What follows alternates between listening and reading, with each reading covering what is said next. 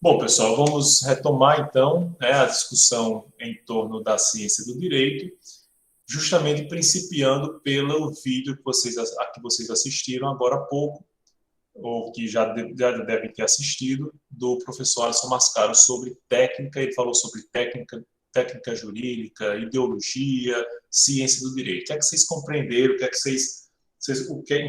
em que medida vocês concordaram, discordaram do que o professor Alisson Mascaro falou?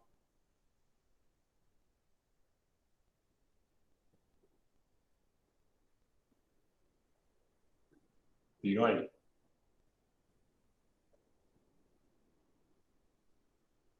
Tudo isso, né? Professor, Oi, Rebeca, diga aí, me salve. eu concordei com ele quando, pelo menos foi o que eu entendi, que ele acha que o direito tem que ser visto mais como que uma simples técnica, não simples, mas que é bem mais abrangente que isso. Tem a parte da técnica, mas só seria uma parte do direito, que bons juristas, eu acho, é a minha opinião, pelo menos também, tem que ter esse conhecimento a mais, né? Tem que se importar, como ele diz, se importar com uma parte, ele fala, se importa com os trabalhadores em casa, por exemplo. Então, se importar com os casos, se importar com o que está trabalhando e não só se ater à técnica. Eu achei isso Perfeito. interessante. Isso mesmo, exatamente, Rebeca. Deixa eu ver quem mais levantou a mão aqui. Isaac. Diga aí, Isaac. Professor, o que eu ia falar é parecido com o que a Rebeca falou agora. Dessa parte que ele fala que está muito enraizado hoje na sociedade contemporânea que o direito é uma coisa técnica. Aí eu entendi essa fala dele como se faltasse, hoje em dia, muita humanidade no trato com o direito. Tipo, basicamente isso, da falta de sensibilidade da parte do jurista. Perfeito. Quando ele faz uma identificação, né, em tom crítico, obviamente, da ciência do direito, a técnica do direito, ele até menciona, faz uma metáfora, utiliza uma metáfora bem interessante, a epiderme, né, do direito. Aquilo que é a casca, é aquilo que existe de mais superficial do estudo do direito, é a chamada técnica jurídica, certo? Há uma crítica muito clara aqui a encarar a ciência do direito como mera técnica. Porque, por exemplo, imaginem, se a gente encarasse o direito, a ciência do direito como mera técnica, talvez a gente não precisasse de um curso de 5 anos para manusear os conhecimentos jurídicos. Porque vamos imaginar que eu quero fazer um curso para saber redigir uma sentença. Em 6 meses eu consigo redigir uma sentença. Em 6 meses eu consigo fazer um parecer. Em 6 meses eu consigo fazer uma petição inicial. Em 6 meses eu consigo fazer uma sustentação oral no tribunal. Em 6 meses eu consigo interpretar minimamente a lei para defender direitos, eventualmente, de clientes. Mas essa preparação, ela é muito menor do que a exigida para um profissional do direito que efetivamente trabalhe com esse objeto e pretenda efetivamente conhecê-lo de maneira mais aprofundada, certo? Então, o professor Alisson Mascaro até diz, se você apenas aplica a técnica, se você encara o direito, a ciência do direito como uma mera aplicação técnica, você está fechando os olhos para a própria circunstância de o direito ser instrumento do Estado para a perpetuação de um modelo econômico, que é o modelo capitalista na concepção dele, certo? Então, com isso, pessoal, a gente vê que a técnica no direito, é absolutamente imprestável e sem valor, não é isso?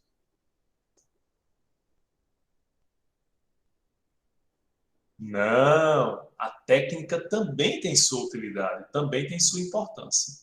E é nesse finalzinho que a gente, com essa conclusão que a gente vai. Pois não, Isaac?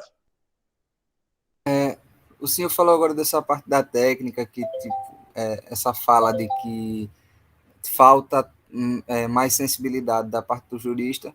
Ele não despreza a técnica, ele só acrescenta uma coisa a ela, porque ele até cita tem muitos exemplos de pessoas que seguem carreira jurídica de sucesso usando apenas a técnica.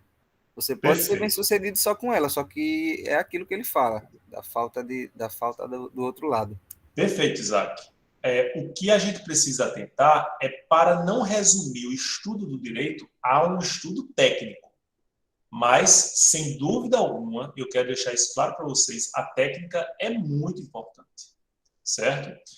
Mas a questão de formalidade, a formalidade dentro de um estudo, dentro de uma ciência, também tem suas justificativas. Né? Então, deixa eu ver aqui.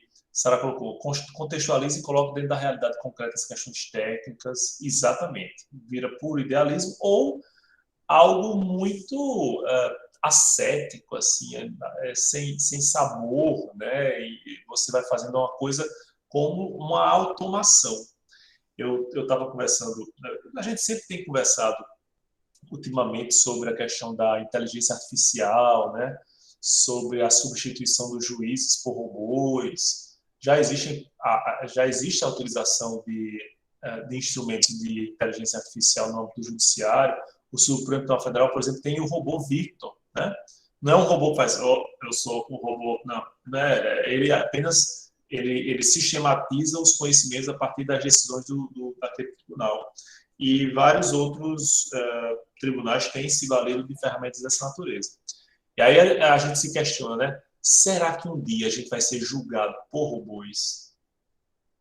Se a ciência do direito fosse só técnica, eu não tenho dúvida. Nós iríamos ser substituídos por robôs. O promotor robô, o juiz robô, mas não se resume a ciência do direito a uma mera técnica. Apesar de que a técnica é muito importante, e é isso que a gente vai tentar comprovar aqui com alguns exemplos, certo? Pois não, Rebeca? Professor, só para comentar um canal no YouTube que eu gosto muito, que se passa nos Estados Unidos, né? Um juiz e fala dos casos que o juiz pega e que é muito interessante. Eu sempre choro quando eu vejo os vídeos dele, porque ele tem uma abordagem muito humana. Então, teve, por exemplo, uma vez um caso que uma senhora recebeu várias multas de atravessar sinal vermelho, passar no sinal vermelho, enfim. Só que ela tinha um relacionamento abusivo e o marido dela às vezes seguia ela estava sempre em constante aflição, né, estresse, enfim. Aí o juiz não tem o que fazer, realmente foram muitas multas e declara ela culpada, que ela tem que pagar, mas no próprio julgamento ele consegue umas doações para ajudar ela a pagar a multa. Eu acho, principalmente nesse tema que a gente está abordando agora da pegada mais humana, né? Achei muito interessante Pois e é, concordo é com muito ele. interessante mesmo. Eu acho que você está se referindo ao juiz Frank Caprio, um senhorzinho assim, acho que tem até Acho que sim. no YouTube, eu acho que não sei o que lá, em Providence, que é onde ele é juiz, Acho né? que sim, acho que sim. Mas é Isso fantástico, mesmo. realmente. Inclusive, eu uso 2 vídeos dele para falar sobre o direito inglês, né? História do direito, né? Mas assim, é outra percepção, certo? É outra percepção do direito. É um direito que é casuístico. Obviamente, ele não vai poder utilizar aquela. Tem uma de uma menininha que vai definir a multa da mãe, que é hilário, né? Muito interessante. Eu sugiro. Frank Caprio. Se vocês voltarem lá no YouTube, vocês vão ver vários vídeos dele, né? Um senhorzinho muito simpático, muito humano. E que a gente vê, poxa, eu queria ser julgado por esse cara, né?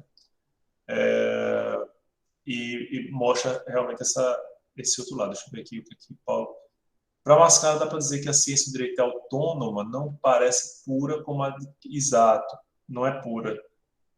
Por outro lado, ele se reduziria ao estudo da realidade material, sociologia somada à economia. De fato, quando ele inclui a preocupação com o surgimento ou a percepção do direito na sociedade, né, ou a consciência, inclusive, de ser ele um instrumento utilizado pelo Estado.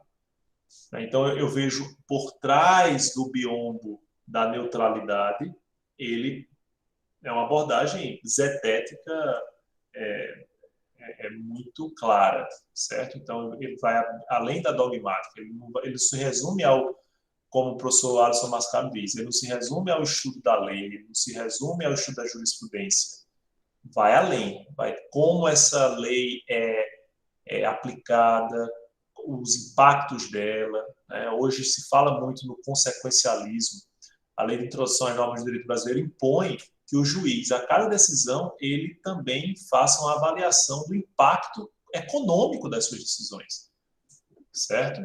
Então, é muito importante essa reflexão. Mas eu vou trazer para vocês, pessoal, alguns casos, algumas situações em que a técnica jurídica não apenas se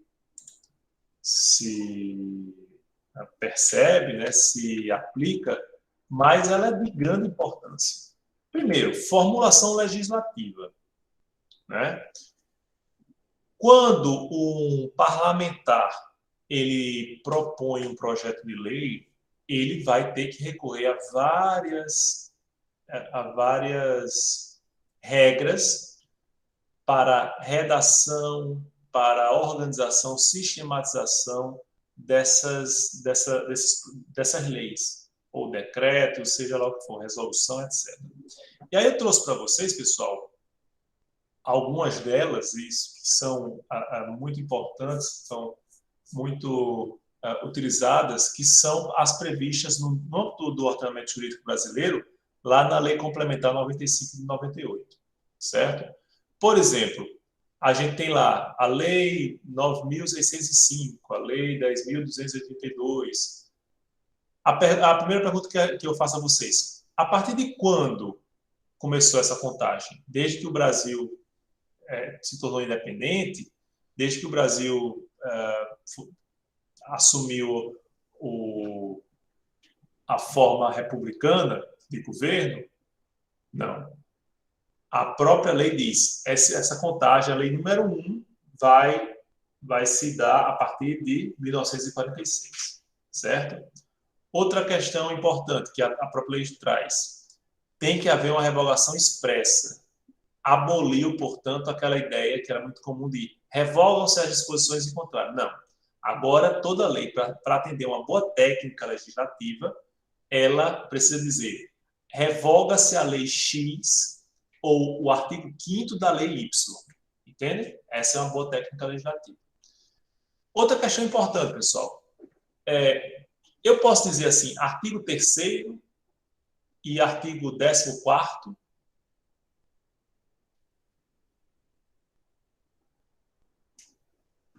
que é que vocês acham? Por que eu boto aqui, ó? Vocês estão vendo aí no slide. Eu boto o artigo 2º e boto o artigo 10, e não o artigo 10º. Alguém respondeu aqui. Isso, Paulo. Até o número 9, a gente utiliza ordinal. Então, eu vou utilizar artigo 1º, artigo 2º, 3º, 4º, 5º, 6º, 7º, 8º, 9º, 10. 11, 12, 13, 14 e assim por diante. Certo? Então, vai ser cardinal a partir do 10. Isso não apenas em relação aos artigos, em relação a capítulos, em relação a incisos, em relação à linha. A linha não, porque é letra. Certo? Aí é outro ponto. Os artigos são organizados em parágrafos e os parágrafos em incisos. Os parágrafos podem ter, aliás, os artigos podem ter também incisos e a subdivisão dos incisos são as alíneas, certo? Então, por exemplo, quando eu digo, artigo 10, inciso 2º, eu só posso utilizar essa sistemática porque esse artigo não tem parágrafo. Porque se tivesse, seria artigo, como vocês estão vendo aí, artigo 2º, parágrafo 2º, inciso 2º. Certo? E a alínea, ela é diferente. Ela é utilizada como letras, é representada como letras. Então, a gente tem, por exemplo, artigo 2º, parágrafo 2º, inciso 2º, a linha B. Certo? Bem compreendido? E mais, a questão dos algarismos romanos e arábicos.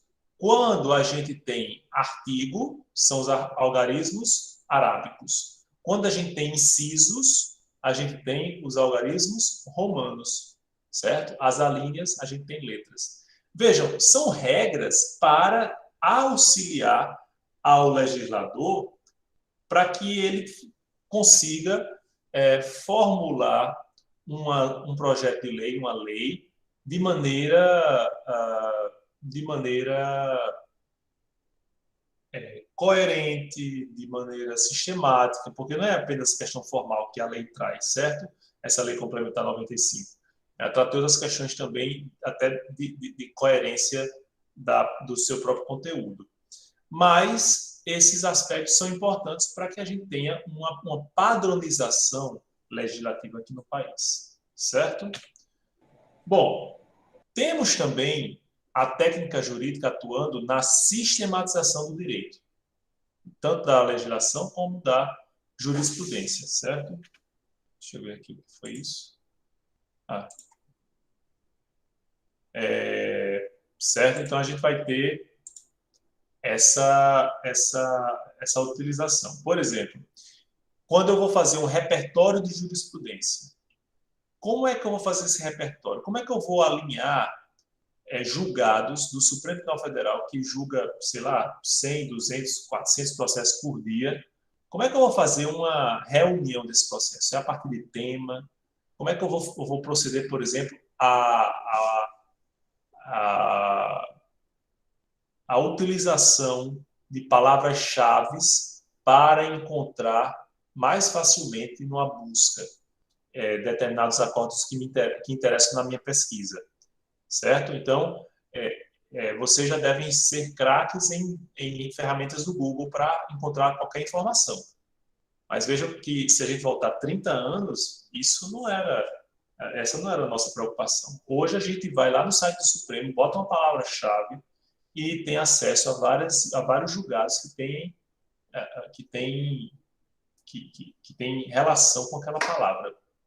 Por isso, o magistrado hoje tem que fazer uma indexação muito cuidadosa. Quando eu já prestei concurso para magistratura e eu estudei um livrinho que é só sobre como fazer ementa. Ementa é como se fosse um resuminho da decisão, que tem logo no cabeçalho da decisão judicial, certo? Então, mostrava quais as palavras-chave que deveria utilizar, como é que se resumia determinado julgamento e assim por diante.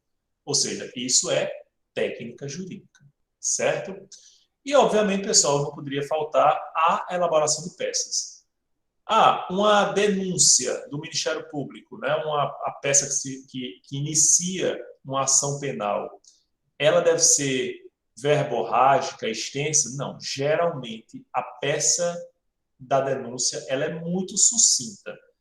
Eu acho que a maior parte das minhas denúncias, elas se limitam a 3 páginas. Eu vou ter lá o cabeçalho, o endereçamento, eu vou ter a fundamentação para aquela peça inicial, aí eu tenho a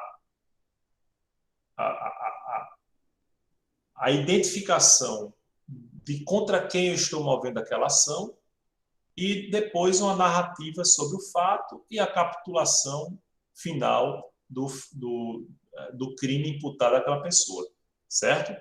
Isso eu consigo aprender num curso ou num treinamento de elaboração de peças jurídicas, certo? A técnica, portanto, é muito útil nesse espaço, para esse fim. quando eu estou estudando para o concurso de promotor, quando eu estudei para o concurso de promotor, eu participei de cursos para elaboração de peças do Ministério Público. Treinei muito, né? Então, o que é isso? Técnica. Eu posso fazer uma boa peça apenas com a técnica? Posso. Eventualmente, sim.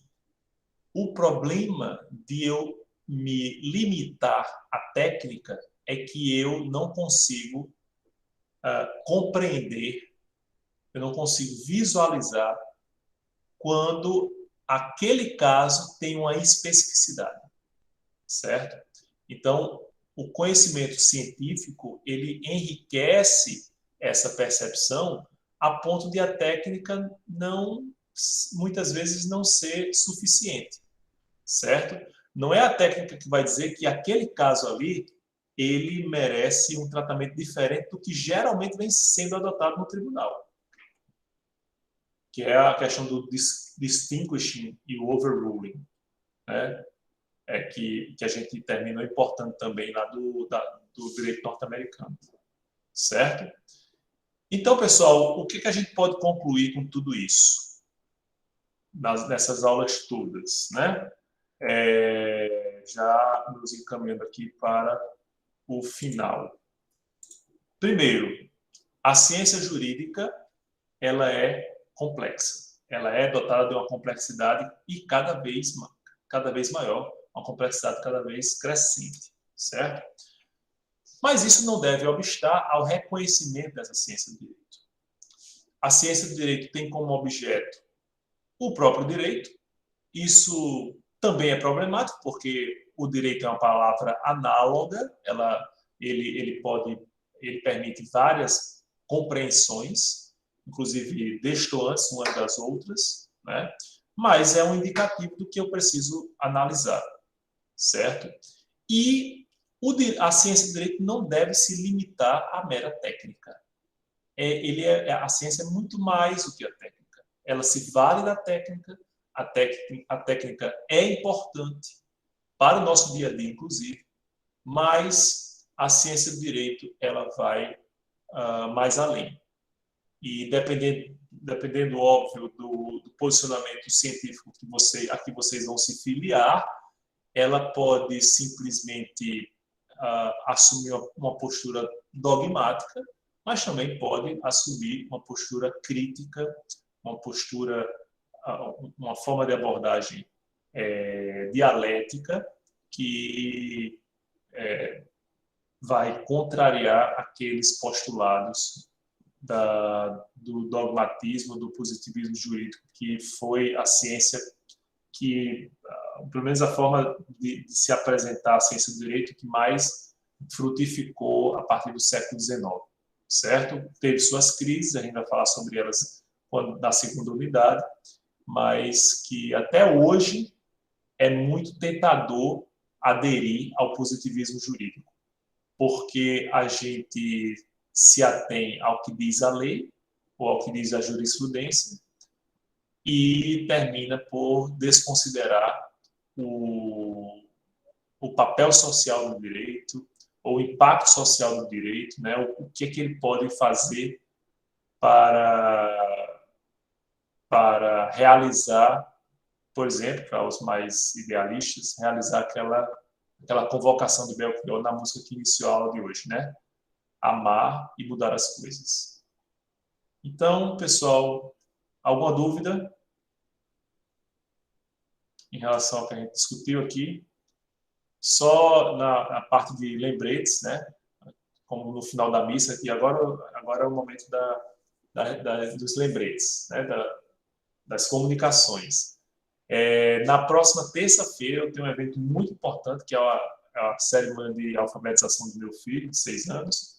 Então, infelizmente, a gente não vai ter uma aula síncrona, mas eu já deixei para vocês se divertirem aí alguns textos no SIGA-A.